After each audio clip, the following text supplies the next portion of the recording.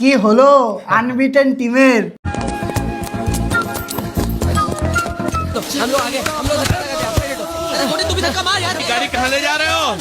ये मार अरे कभी नहीं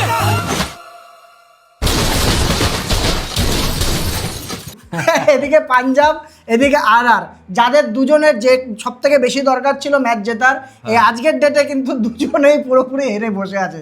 পাঞ্জাবের যাত্রা তাহলে এখানেই মোটামুটি শেষ হয়ে যাচ্ছে, যা বোঝা যাচ্ছে, তাই তো? পাঞ্জাব কিন্তু হেরে গেছে আরসিবির কাছে। আরসিবি প্রথম টিম হয়ে গেল যে কোয়ালিফিকেশনে কিউ লেখা চলে এসছে 18 পয়েন্টের সাথে আরসিবি কিন্তু এবার পুরো অন্য লিগে রয়েছে ভাই। এখনো একটা ম্যাচ বাকি আছে, তার মানে আরসিবি কিন্তু 20 পয়েন্ট অবধি পৌঁছাতে পারবে। আমার মনে হচ্ছে 18 পয়েন্টে যে পজিশনে রয়েছে এই পজিশন থেকে মনে হয় নামবে নামবে না। আর নামে কি করে, আর উঠবে না কেউ, আমার এটা মনে হচ্ছে। কারণ ওদিকে দেখ রাজস্থান আর দিল্লির ম্যাচে দিল্লি এইখানে লাস্টে এসে যে কটা টিম আছে কলকাতা, দিল্লি আর হচ্ছে এলএসজি, মুম্বাই, প্রত্যেকের উপরের টিমের প্রত্যেকের ছবল দিচ্ছে, প্রত্যেকের কিন্তু ভাই পার্টি নষ্ট করে তারপরে বাড়ি যাবে। আর রাজস্থান রয়্যালসের 3টে ম্যাচ বাকি ছিল, তার মধ্যে 3টেই জিততে হতো, তাহলে 18 পয়েন্টে পৌঁছাতো। এখন কিন্তু 2টো ম্যাচ এখনো বাকি আছে, একটা ম্যাচ হেরে গেছে অলরেডি, মানে 16 পয়েন্টে কিন্তু রাজস্থান এখান থেকে যেতে পারবে। তার মানে কি কেকেআর এর কি একটু পার্সেন্টেজ বেড়েছে? অবশ্যই বাড়বেই। তো পাঞ্জাবের কি এরপরে আর চান্স আছে এখান থেকে ওঠার? 15 পয়েন্ট নিয়ে কোনো রকম চান্স আছে কিনা? রাজস্থান রয়্যালসের এখানে সমীকরণ কি হতে পারে যদি প্লে অফে যেতে চায়? তো এগুলো নিয়ে আমরা ভিডিওর মধ্যে আলোচনা করব। ইন্টারেস্টিং কিন্তু ম্যাচ হয়েছে এই আজকের ডেটের ম্যাচ, বিশেষ করে প্রথম ম্যাচটা যেটা ছিল পাঞ্জাব কিংস ভার্সেস আরসিবি। এই বছর আইপিএল এর মানে মোস্ট অ্যাওয়েটেড ম্যাচের মধ্যে একটা ছিল, কারণ গত বছরের ফাইনালিস্ট, গত বছরে ফাইনালে জিতেছিল আরসিবি, এই বছরও কিন্তু পিবিকেএস জিততে পারলো না, আরসিবি জিতে গেল ম্যাচে, আউট অফ আবার করে দিয়েছে পাঞ্জাবকে আউট অফ টুর্নামেন্ট। গত বছরও এরকমই করেছিল, ভাব তাহলে। তো এখানে মোটামুটি আরসিবির কনফার্ম হয়ে গেল। এই ম্যাচের মধ্যে প্রথমে পিবিকেএস দিয়ে শুরু করা যাক নাকি? প্রথমে ইন্টারেস্টিং ম্যাচটা দিয়ে শুরু করি।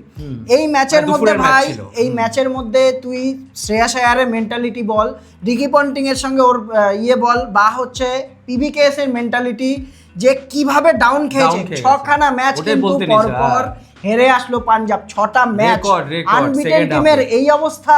হ্যাঁ, যেই টিমটা প্রথম দিকে 6টা ম্যাচ একটা ম্যাচও হারেনি, একটা ম্যাচ বাদ দিলাম আমি তোর জন্য, বৃষ্টির জন্য, বাদ বাকি পরের 6টা ম্যাচে 6টাই হার। এই সেম টিম নিয়ে, সেম ক্যাপ্টেন নিয়ে, তাও আবার বরঞ্চ বেটার হয়েছে আরো লকি ফার্গুসন আসাতে। তাহলে এটা কিভাবে সম্ভব? আমার দেখা আইপিএল এর ইতিহাসে সব থেকে বড় যদি চোকার্স কেউ থেকে থাকে, এটা কিন্তু পাঞ্জাব কিংস। ফাইনালে উঠলো তাও পারলো না, 14 সালে উঠেছিল, তারপরে 2025-এ উঠলো তাও পারলো না। কিন্তু পাঞ্জাব এখান থেকে মোটামুটি গেল, যা বোঝা যাচ্ছে।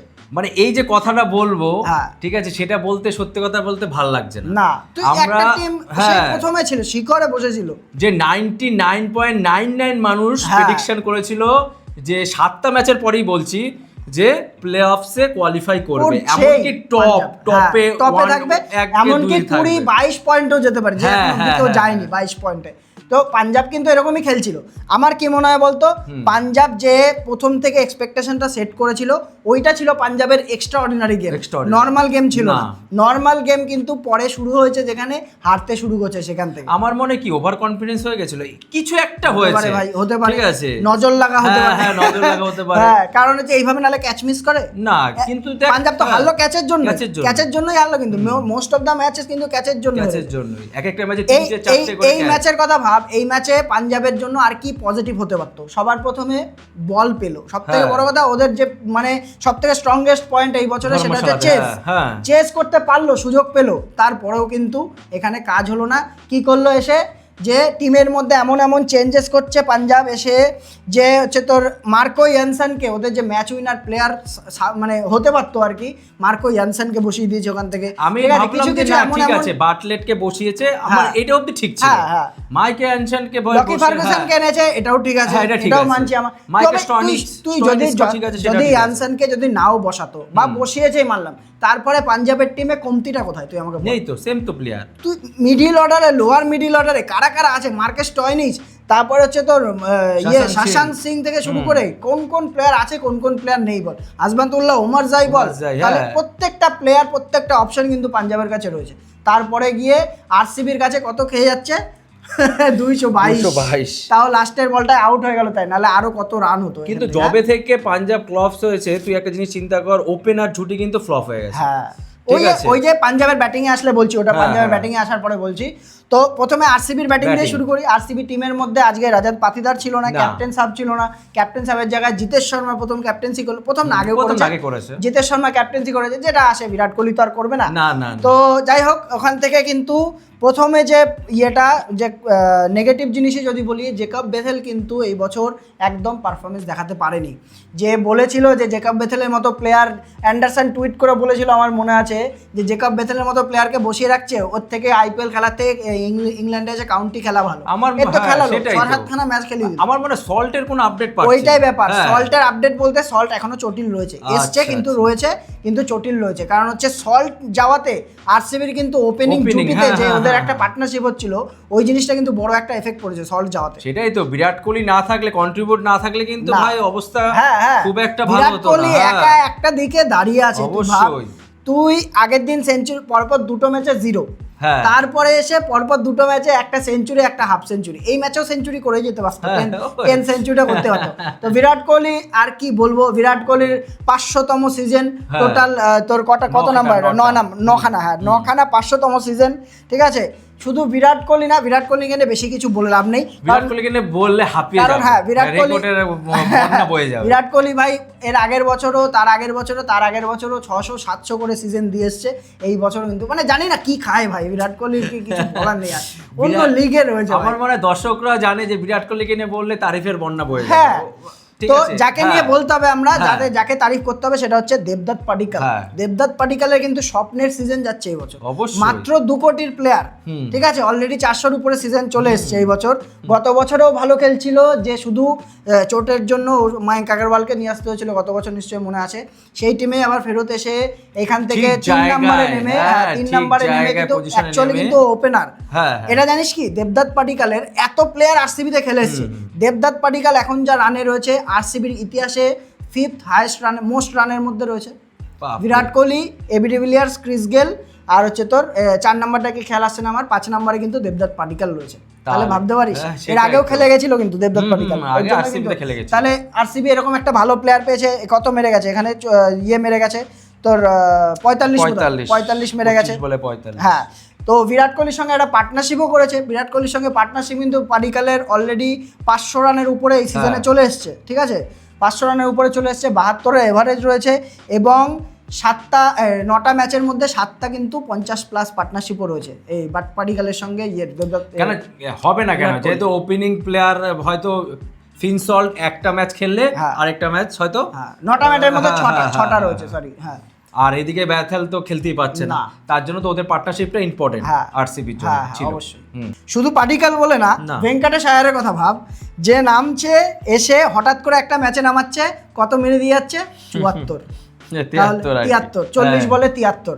ভেঙ্কটেশ আয়ার প্রথম 10 বল স্ট্রাগল করেছিল, ভাবছিলাম যে হঠাৎ করে নেমে হয়ও না, ঠিক না, আছে, না। যে কটা ম্যাচ খেলেছে ভেঙ্কটেশ আয়ার কিন্তু ভালো খেলে না, দিয়েছে এখান প্রথম থেকে। দুটোর কথা আমি বাদ দিলাম, আজকে নিয়ে 3 নাম্বার, হ্যাঁ। কিন্তু প্রথম দুটোটা কিরকম সারপ্রাইজ, হ্যাঁ, দেখ ও মানে নিজেও কিন্তু জানতো না। এর জন্য হ্যাঁ, ও হ্যাঁ, 50 হ্যাঁ, করার হ্যাঁ। পরে কি সিগন্যাল দিয়েছিল হ্যাঁ, বলতো হ্যাঁ। সেলিব্রেশনে, ইমপ্যাক্ট প্লেয়ারের সিগন্যাল দিয়েছে কিন্তু। কেন এই দেখ, এক সময় দুটো ম্যাচে, আমি আগে দুটো ম্যাচের কথা বলছি, হ্যাঁ। ও ডাগ আউটে বসছিল, নিজেও জানতো না, যখন ক্লপস করে গেছে আরসিবি তখন হ্যাঁ। ওকে বলছে ইমপ্যাক্ট প্লেয়ার হিসেবে নামাতে, আর- কিন্তু আজকে ছিল ওর মেন হ্যাঁ, ইনিংস। রাজাত পাতিদারকে হ্যাঁ, মিস হ্যাঁ। করতে দেয়নি, মুদ্রা হ্যাঁ, কথা না, হচ্ছে না, এটা। না, না। রাজাত পাতিদার এই জায়গাটা নেমে 4 নম্বরে নেমে যে ইনিংসগুলো খেলেছিল, তারপরে কিন্তু আউট অফ ফর্মও চলে গেছিল, হ্যাঁ। সেই জায়গাটা কিন্তু ভেঙ্কটেশ আয়ার এসে ভালো টিমটা ভালো সাজিয়েছে অ্যাকচুয়ালি হ্যাঁ, আরসিবি হ্যাঁ। এই জায়গাতে।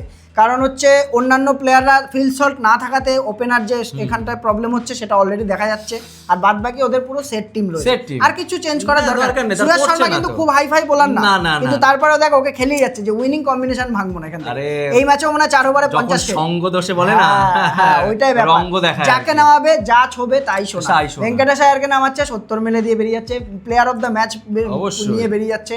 একটা জিনিস তুই খেয়াল করলি, এই যে টিম ওয়ার্কের কথা বললাম যে অলরেডি এখানে 9খানা ম্যাচ আরসিবি জিতেছে, তার মধ্যে 7টা আলাদা আলাদা প্লেয়ার অফ দ্য ম্যাচ বেরিয়েছে কিন্তু এই ম্যাচে। ভেঙ্কটেশ আয়ার আউট অফ নোওয়্যার এসে ম্যান অফ দ্য ম্যাচ, মানে ইন্ডিভিজুয়ালি কেউ মানে সবাই আলাদা আলাদা করে পারফরম্যান্স দেখাচ্ছে। আরসিবি প্রথম থেকে ডমিনেট করেছে ইনিংস বলতে গেলে। ভেঙ্কটেশ আয়ারের সঙ্গে বিরাট কোহলির একটা পার্টনারশিপ হলো, তারপরে বিরাট কোহলি আউট হওয়াতে টিম ডেভিড আসলো, টিম ডেভিডের সঙ্গে একটা কত 11 বলে 28 বোধহয় মেরেছে লাস্টে এসে, 12-28 হ্যাঁ 12 বলে 28 মেরেছে লাস্টে এসে, ওর সঙ্গে পার্টনারশিপ হলো একটা, দুজনে মিলে ভাই 222 রান করে দিয়ে বেরিয়ে গেছে।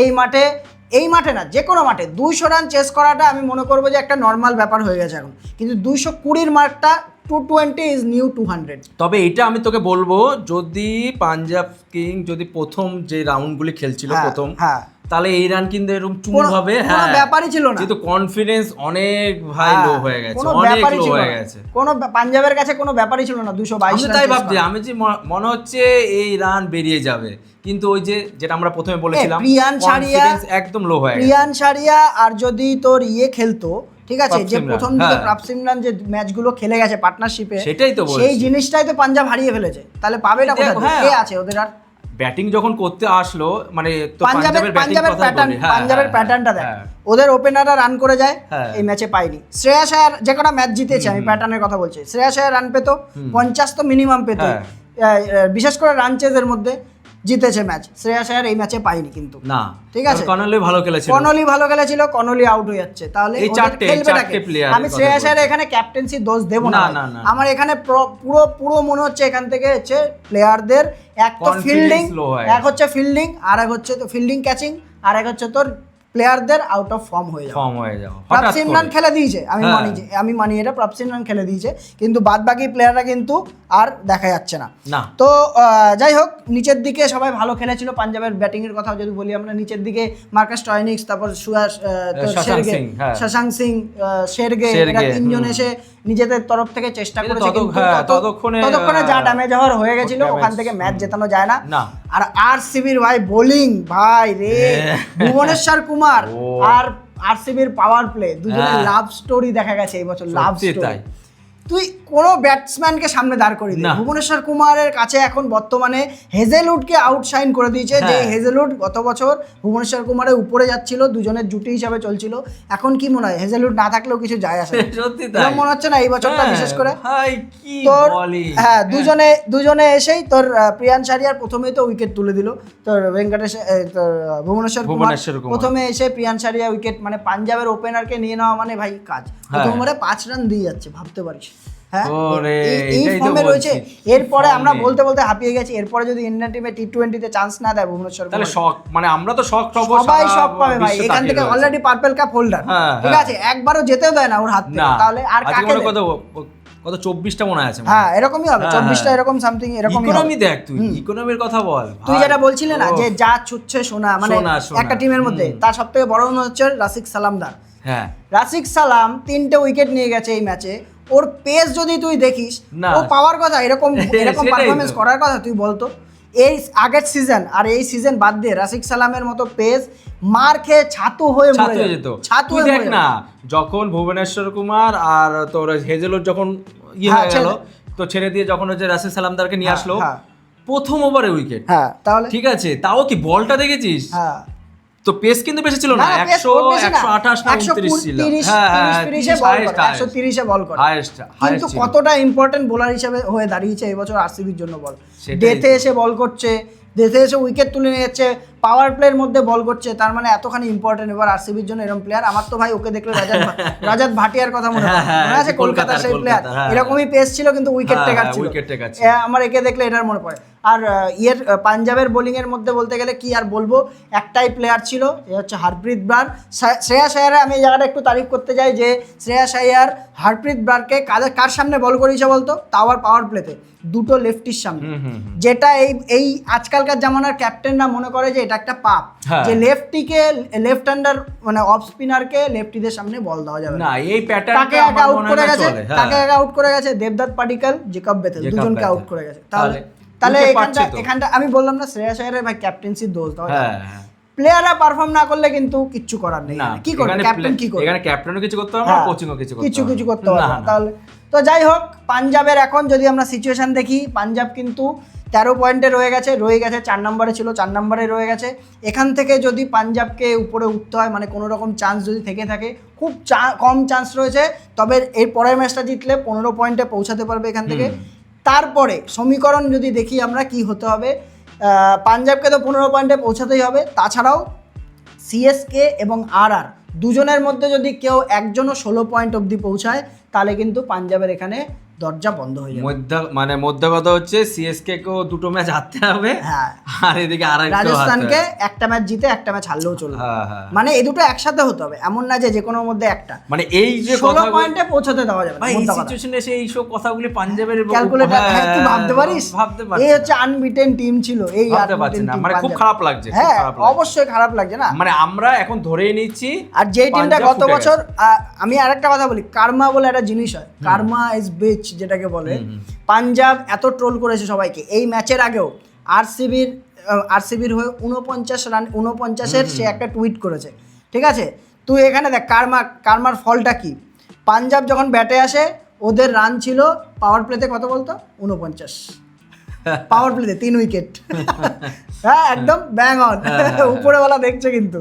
তাহলে পাঞ্জাব ভাই এবছর ট্রোলও করেছে, যাই হোক প্রথম দিকে যা ট্রোল করেছে না, এরপরে তো খেতে হবেই সবার। অবশ্যই মধ্যে কথা হচ্ছে পাঞ্জাব ফুটে গেছে। হ্যাঁ, মধ্যে কথা হচ্ছে পাঞ্জাবের আর কোনো সিন নেই। তো আরেকটা ম্যাচ যেটা হয়েছে সেটা হচ্ছে রাজস্থান আর দিল্লির মধ্যে। পরের ম্যাচটা রাজস্থান আর দিল্লির ম্যাচের মধ্যে রাজস্থানের জন্য সব থেকে বেশি ইম্পর্টেন্ট ছিল, দিল্লির আর কিছু আসে যায় না, এলিমিনেটেড অলরেডি হয়ে গেছে। তো এখানে সব থেকে ইম্পর্টেন্ট ম্যাচ ছিল, কারণ হচ্ছে ওদের আর 3টে ম্যাচ বাকি ছিল, 3টের মধ্যে 3টে জিততে হবে, তার মধ্যে প্রত্যেকটা ম্যাচই ক্রুশাল, তাহলে কি 18 পয়েন্টে পৌঁছাতে পারতো। দিল্লি এখানে রাজস্থানকে কিন্তু উঠতে দেবে না। এরপরে যাদের যা খেলা আছে, আমার মনে হয় এরকম ভাবে গিয়ে সবাইকে পিন করে তাই তো মনে হচ্ছে, নিচে টেনে নিয়ে চলে আসবে সব টিমদেরকে, তাই তো মনে হচ্ছে। তবে দিল্লি মনে হয় না তোর একটু ন্যাকামি করে, আরামসে চেস করছিল, কিন্তু মাঝখানে আবার একটু ঝুলিয়ে দেয়। কত বড়, মানে কি বলবো, টেম্পারমেন্ট বলবো নাকি, কারণ বড় বড় প্লেয়াররাও যেখানে মানে এটা নাসিব তোর হচ্ছে ইজি জিতে আসে। কেএল রাহুল, পোরেল দুজনে এত সুন্দর পার্টনারশিপ করে দিয়ে গেল, এরপরে এত ভালো ভালো মিলার ফিলার ব্যাটসম্যান রয়েছে, ওদের ঝুলাতেই হবে মধ্য কথা। সত্যি তাই, আমি তো বুঝতে পারি না যে ঠিক আছে কিছু তো হারার নেই, না কিছু হারার নেই, তাহলে আমি এখান থেকে কলকাতা যে আগের ম্যাচটা খেললো এইভাবে খেলুক, ফ্রিডমে খেল না, অসুবিধা কি আছে। তো যাই হোক, আর প্রথমে ব্যাটিং পেয়েছিল, ঠিক আছে, আর এখান থেকে প্রথম থেকে ভালো ব্যাটিং করেছে প্রথম থেকে। যে সূর্যবংশী যেদিনকে 14 ওভার অব্দি আসছে আগে, সূর্যবংশী যেদিনকে খেলে আর কিন্তু ভাগ্য খুলে যায়। প্রথম দিকে সূর্যবংশী খেলেছে, ঠিক আছে, 200-250 রানের স্ট্রাইক রেটে খেলেছে, সবাইকে ধুয়ে দিয়েছে সূর্যবংশী। অলরেডি 45টা 6 হয়ে গেছে আইপিএল এর ইতিহাসে, ইন্ডিভিজুয়াল 6-এর সব থেকে বেশি রেকর্ড এটা। তো সূর্যবংশী এটা খেলেছে। জয়সওয়ালকে নিয়ে বলতে চাই, জয়সওয়াল কিন্তু প্রথম দিকে যে কটা খেলেছে, তারপর থেকে পুরো ফ্লপ, দেখেছিস? জয়সওয়ালের মতো প্লেয়ার, ওই যে আমরা এর আগে একটা ভিডিওতেও বলেছিলাম যে জয়সওয়াল একমাত্র পিয়ার প্রেসারে পড়ে তোর সূর্যবংশী স্ট্রাইক রেট ম্যাচ করতে গিয়ে কিন্তু জয়সওয়াল ফ্লপ করে যাচ্ছে। সেটাই তো আমাদের এটা মনে হয়, শর্ট সিলেকশন একদম, মানে লাস্ট কয়েকটা ম্যাচের মধ্যে জয়সওয়াল খেলতেই পারেনি, একদমই খেলতে পারেনি, 30-এর স্কোরও নেই এমনকি। তাহলে বৈভব সূর্যবংশী স্টার্ট দিয়েছিল, তার সঙ্গে এসে ধ্রুব জুরেল খুব সুন্দর পার্টনারশিপ করেছে, তারপরে এসে রিয়ান পরাগও খুব সুন্দর পার্টনারশিপ করেছে। বিশেষ করে ধ্রুব জুরেল আর রিয়ান পরাগের পার্টনারশিপটার জন্য কিন্তু কত রান ছিল, 14 ওভারে 163, হ্যাঁ ওই তো 160, যাই হোক 160-63 এরকম রান ছিল, মানে ওভার প্রতি 10 রানের থেকেও কিন্তু 20 রান বেশি ছিল। সেইখান থেকে কত রান করে ভাই, মানে একটুখানি রিঅ্যাকশনটা দিয়ে নি, 14 ওভার অবধি ওয়াও, কি খেলছে মোটামুটি 230-40 রান। রিয়ান পরাগ এসে একা ধুয়ে দিয়ে বেরিয়ে যাচ্ছে।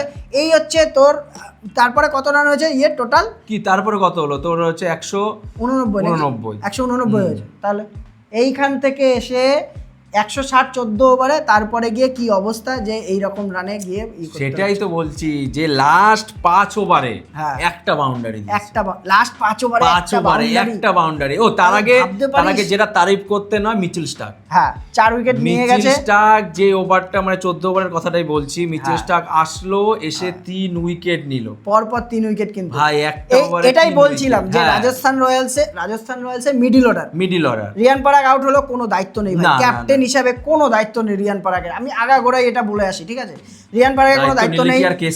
ধ্রুব জুরেল একদিকে দাঁড়িয়েছিল, রিয়ান পরাগের পরে রিয়ান পরাগের উইকেট গেল, তারপরে ডোনোভান ফরেরা আসলো, ডোনোভান ফরার আউট, একই ওভারের কথা বলছি কিন্তু সেটাই ডোনোভান তো। ফরার পরে কে রবি সিং রবি সিং তিনজনে পর একই ওভারে মিচেল স্টার্কের ওভারে আউট। আমি না রবি সিং এর কথা বাদ আর কে আছে? দিলাম, আর প্রথম কে আছে? ডেবিউ করছিল বাদ দিলাম, কিন্তু এই দুজনের থেকে কথা ভাব। তুই বাদ দিবি তো? হ্যাঁ। আমি বলবো বাদ দেবো না। কেন বলতো? এখানে ক্যাপ্টেন আর ম্যানেজমেন্টের দোষ। তুই টিম করেছিস, তোর ডু অর ডাই ম্যাচ এখন সব ঠিক আছে, তোর বেস্ট রূপে রেক্কা কারা আছে? সেটাই তো। এক তো রাজস্থানের রবি বিষ্ণই হ্যাঁ। খেলাচ্ছে না, কেন না। খেলবে না রবি বিষ্ণু? রবি বিষ্ণু কিন্তু ম্যাচ উইনার প্লেয়ার, ফর্মে নাই থাকতে পারে, কিন্তু ফর্মে এমন আসতে ম্যাচ ওদের আছে কাছে কোনো ব্যাপার না। যে কোনো ম্যাচে ফর্মে এসে তোকে ম্যাচ জিতিয়ে দিয়ে বেরিয়ে যাবে। এক তো এটা। দ্বিতীয় কথা, রবীন্দ্র জাদেজাকে কি বলেছে বলতো? রেস্ট দেওয়া হয়েছে। রবীন্দ্র জাদেজাকে রেস্ট, খেলা শেখাতে এসছে আমাদের, খেলা শেখাতে এসছে। খেলা শেখাতে তাও এসছে। আবার কি এই কত বছর ধরে situation-এ? দেখছি আমরা হ্যাঁ, রবীন্দ্র এই জাদেজাকে। situation-এ। কোনোদিন দেখেছি রবীন্দ্র জাদেজা ওয়ার্কলোড ম্যানেজমেন্টের জন্য বসেছে? না, এত ফিট প্লেয়ার। 2008 মানে হচ্ছে 18 বছর ধরে দেখছি আমরা জাদেজাকে, যে জাদেজাকে ওয়ার্কলোড ম্যানেজমেন্টের জন্য রেস্ট দিয়েছে। চেন্নাইয়ের ভাই ফাইনালের 4 ম্যান অফ তোর আইপিএল জেতানোর প্লেয়ার, সেই প্লেয়ারকে তুমি তোমার বসিয়ে রাখছো। তাহলে সেটাই তো বলছি যে যদি খেলার প্রতি ডেডিকেশন থাকে, হ্যাঁ। ঠিক আছে, এখানে রেস্টের কি আছে? এখানে ডু অর ডাই ম্যাচ, ঠিক আছে, একটা হারবো তো বিদায়। হ্যাঁ। তাহলে আমি তাকে বেস্ট তুই জাদেজা যদি এই জায়গাটায় থাকতো, ডোনোভান ফরেরার পরে রবি সিং এর সেটাই জায়গায় যদি তো। থাকতো, জাদেজা একটা দিক থেকে ধরে ধরে রেখে ভাই রাখতো, হ্যাঁ, দুটো যেখানে 6 ধূপ দুটো জল 4 ছিল, তো মারতে পারতো। যেখানে ধূপজলের পুরো সেট ওটা ছিল। ও তো প্রেসারে আউট হয়ে গেল, বোঝাই গেল যা। দুটো 6 দুটো 4 তো মারতে পারতো, আর কিছু হোক না হোক। তাহলে এইসব জায়গায় কিন্তু ভাই ফেল করে গেছে রাজস্থান, পরিষ্কার হিসাব। তার উপর দিয়ে বোলিংয়ে যদি বলি, জোফরা আর্চার শুধু ভালো বল করেছে একটুখানি, তাও রান খেয়ে দুটো উইকেট পেয়েছে বোধহয়। আর বাদ বাকি আর কেউ ঠিকঠাক ভাবে বল করতে পারে, কেউ পারে না। রবি বিষ্ণয় থাকলে কিন্তু এখান থেকে আমি মনে করি যে রবি বিষ্ণয় এখান থেকে উইকেট তুলে নেওয়া।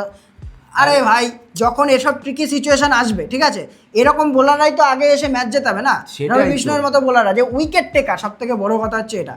আর দিল্লির ওদিকে যদি বললি, দিল্লির ওদিকে রাহুল আর অভিষেক পোরেল আমার সব থেকে ফেভারিট জুটি এটা, ঠিক আছে। দিল্লির হয়ে প্রথম থেকে আমরা প্রথম থেকে বলেছিলাম যে নিশাঙ্কার থেকে অনেক বেটার কিন্তু অভিষেক পোরেল ছিল। পৃথিবী সাগর তো খেলায়নি, সেটা বাদ দিলাম। অভিষেক পোরেল আর কে রাহুল খুব সুন্দর দুজনে পার্টনারশিপ করে নিজেরা ওই ম্যাচ এমনি বের করে দিয়ে চলে গেছে। অবশ্যই ইন্ডিয়ান প্লেয়ারদের ভাই আমার মনে হয় বেশি চান্স দেওয়া দরকার। বিশেষ করে দেখ অঙ্কুশ অগবংশী যেহেতু কলকাতা থেকে ভালো পারফরম্যান্স করছে, একই রকম একই প্যাটার্নের প্লেয়ার, কেন আমি তাহলে অভিষেক পোরেলকে কেন খেলাতে পারবো না? ঠিক আছে, আমার তো এরকম না যে ডেবিউ করছে, আমার তো এক্সপেরিয়েন্স আছে। আর যেখানে আমি টিমের মধ্যে উল্টো পাল্টা অনেক প্লেয়ার ভরে রেখেছি অলরেডি আমার, ঠিক আছে, তাহলে কেন খেলাতে পারবো না আমি ওখানে? সেটাই তো। দিল্লি যে আমার হয়ে গত বছরও ভালো ব্যাটিং করে দিয়েছে, ভালো স্ট্রাইক রেটের সঙ্গে ব্যাটিং করে। দিল্লিরও সেরকম 19তম এই যে আইপিএল চলছে, আমার মনে হয় না কখনোই আমাদের সারপ্রাইজিং একটা জিনিস দিয়েছে। কিছু দিয়ে প্রথম দিকে ভালো খেলে, হ্যাঁ, দুটো ম্যাচ 3টে ম্যাচ না জিতেছে। তো এই বছরের টিমও দেখ কতবার, যে এই কথাটা আমি কতবার রিপিট করছি, যে এই বছরের টিম কে বলে নিয়ে ভাই, ওদের কুলদীপ আকসার, তারপরে হচ্ছে তোর মিচেল স্টার্ক আসলো, পরে আসলো লুঙ্গি এঙ্গিরি, আর কাকে চাই তোর? আর কাকে চাই? তারপরে হচ্ছে মুকেশ এদিকে কুমার কে এল রাহুল, মুকেশ কুমার আজকে যদিও মার খেয়ে গেছে একগাদা, এক দুদিন মার খেতেই পারে। তারপরে জাদেজা ছিল, মুকেশ স্টার্ক, হ্যাঁ মুকেশ স্টার্ক আর মিচেল স্টার্ক আজকে দুজনে ছিল কম্বিনেশনে, মার খেয়ে গেছে। তাহলে জাদেজা বলছি তোর এই দিক দিয়ে, তাহলে দিল্লির কিন্তু নাটক আমি যেটা বলছিলাম প্রথম দিকে, কারণ মিলার যখন খেলছে ম্যাচ বের করে দিয়ে যেতে পারতো না, তখন ও আউট হতেই হবে, মানে একটুখানি করতেই হবে ওখানে, সত্যি তাই। আর তারপরে দিল্লি আর কিছু ভুল করেছে, যেমন আশুতোষ শর্মাকে বসিয়ে দিয়েছে মিডিলে। কেন বসাবে আশুতোষ শর্মাকে? আশুতোষ শর্মা একটা ম্যাচ উইনার প্লেয়ার, যে কোনো ম্যাচ যেখান দিয়ে গত সিজনে কিন্তু আমরা গত 3-4 বছর ধরে ওর দেখিয়ে দিয়েছে। তাহলে এখান থেকে তুমি এরকম ধরনের প্লেয়ারকে বসিয়ে দেবা? তোমার যে মেন প্লেয়ার যারা তোমাকে ম্যাচ জিতিয়ে দেবে তাদেরকে বসিয়ে দিলে তো। আরে ভাই, গুজরাটে রাহুল ত্রিপাঠিয়ার মতন প্লেয়ারকে এখনো পর্যন্ত শাহরুখ খানের মতো এখনো প্লেইং 11-এ খেলাচ্ছে। শাহরুখ খানকে বসিয়েছে অনেক কষ্টে, মানে বলছি আর কি, অনেক কষ্ট হয়েছে কিন্তু বসিয়েছে শাহরুখ খান। তাহলে তুমি কেন আশুতোষ শর্মাকে খেলাবে না? যেহেতু ম্যাচ উইনার প্লেয়ার, মানে আগের বছরে ব্যাপক। দিল্লি যাই হোক, দিল্লি জিতে এখান থেকে। আর আরেকটা প্লেয়ারের কথা বলা হয়নি দিল্লি, সেটা হচ্ছে মাধব তিওয়ারি। গত ম্যাচে ভালো বল করেছিল, এই ম্যাচেও কিন্তু ভালো বল করেছে মাধব তিওয়ারি, একটা ভালো ফাইন পেয়েছে দিল্লি এখান থেকে। তো যাই হোক, এখন দিল্লি কলকাতাকে পার করে 7-এ পৌঁছে গেছে। আর রাজস্থান রয়্যালসের যদি এখন বলি সিনারিও কি দাঁড়িয়েছে, কিভাবে করলে উঠতে পারবে, দুটো ম্যাচ বাকি আছে, দুটো জিতলে 16 পয়েন্টে পৌঁছাতে পারবে। এরপরে কিন্তু পুরোপুরি নেট রানের উপরে চলে যাবে। 18-20 পয়েন্ট, 20 পয়েন্ট তো ভুলে যাও, 18 পয়েন্টে হয়তো একটা কি দুটো টিমই পৌঁছাতে পারবে আমার মনে হয়। এমনি তো একটা দুটো পৌঁছায়, কিন্তু আমার মনে হচ্ছে না আরসিবি বাদে কেউ 18-এর উপরে না। তবে রাজস্থানের যে পরিস্থিতি আজকে, মানে 16তে উঠলে কিন্তু পুরোপুরি নেট রানের। ভাই দিল্লির ম্যাচ দেখে যা বুঝলাম, ঠিক আছে, রাজস্থানের ভাই ওঠা টাফ আছে এরপরে বোধহয় মুম্বাইয়ের সাথে খেলা আর এলএসজির সঙ্গে। এলএসজির কথা আমি বাদই দিলাম, মুম্বাইয়ের সাথে কিন্তু আর এরা কিন্তু সহজে ছাড়বে না, এরা এক্সপেরিমেন্ট করে এমন খেলে দেবে 250-300 মেরে দিতে পারে। কারণ মুম্বাই আগের ম্যাচ কিন্তু ভালোভাবে জিতে এসেছে, ঠিক আছে। তো যাই হোক, রাজস্থানের এখান থেকে এরকম সিচুয়েশন যে হচ্ছে দুটোর মধ্যে দুটো জিততে হবে, প্লাস ভালো নেট রান রেট মেনটেন করতে হবে। আর পাঞ্জাবের অবস্থা এখন পুরো শোচনীয়, পাঞ্জাবে কিন্তু কোনো চান্স নেই এখন বলতে গেলে, কারণ সিএসকে আর ইয়ের মধ্যে, রাজস্থানের মধ্যে কেউ না কেউ 16 পয়েন্টে পৌঁছে গেলে পাঞ্জাবের এখানে কাহিনী শেষ। তো যাই হোক, পরের ম্যাচ কিন্তু আরো ইন্টারেস্টিং হতে চলেছে, যেটা হচ্ছে চেন্নাই আর হায়দ্রাবাদ। দুজনের কাছে ইম্পর্টেন্ট ম্যাচ। একজন কম্পিট করছে নাম্বার 1-2 এর মধ্যে যাওয়ার জন্য, টপ 2 এর মধ্যে, আরেকজন কম্পিট করছে হচ্ছে ইয়ে করার জন্য। দুটো ম্যাচ জিতলে কিন্তু 16 পয়েন্টে চেন্নাই ওখানে পৌঁছে যাবে। রাজস্থান চেন্নাইয়ের নিচে নেমে গেছে কিন্তু। মানে আমরা কি ক্যালকুলেশন যে কলকাতার হয়ে যে করেছিলাম, তার মানে কি আর হারলো, আমরা কি বলেছিলাম আর কিন্তু 3টে ম্যাচ হারবে, তার মধ্যে একটা হেরে গেল। আর সেখান দিয়ে দিল্লি যদি জেতে, ঠিক আছে, আর পিবিকেএস একটা করে ম্যাচ হারতে হবে। হ্যাঁ না, আর 3টে ম্যাচ হারতে হবে, 3টে হারতে হবে, পিবিকেএস কিন্তু একটা হারলে হবে, কিন্তু হেরেছে, ঠিক আছে। আর চেন্নাইকে হারতে হবে। কি বলিস, তার মানে কি পার্সেন্টেজ বাড়ছে? কমেন্টে একটু লিখে করবো লড়বো জিতবো লিখে দাও, ঠিক আছে। কলকাতা, তার মানে কি তুই কালকে কাকে সাপোর্ট করবি? আমি তো মানে আজকের ম্যাচে যেটা সিএসকে আর হচ্ছে হায়দ্রাবাদ, অবশ্যই হায়দ্রাবাদ উঠে যাক না, হায়দ্রাবাদ উঠে যাক না, আমার কোনো চাপ নেই। তো আমি 4 নাম্বার স্পটের জন্য লড়াই করছি, সেটাই ঠিক আছে। খেলারও ইন্টারেস্ট তো উঠে গেল, কোয়ালিফাই করে গেছে, তুই আর কি বলবি, তোর তো এখন ওয়ারে নেয়ারে হয়ে গেছে। তো যাই হোক, এই ভিডিও কেমন লাগলো, আমাদের অ্যানালাইসিস কেমন লাগে, আপনারা কমেন্ট করে জানাতে পারেন। আমাদের এইরকম চেষ্টা যদি আমরা আরো চালিয়ে যেতে পারবো, আপনাদের কমেন্ট পেলে আমাদের কাছে কিন্তু খুব সেটা গুরুত্বপূর্ণ হয়ে ওঠে। তো এই ভিডিও ভালো লেগে থাকলে লাইক করুন, চ্যানেল সাবস্ক্রাইব করুন। দেখা হচ্ছে আরেকটা পরের ধাসু ভিডিও নিয়ে, রিভিউ নিয়ে। Good bye.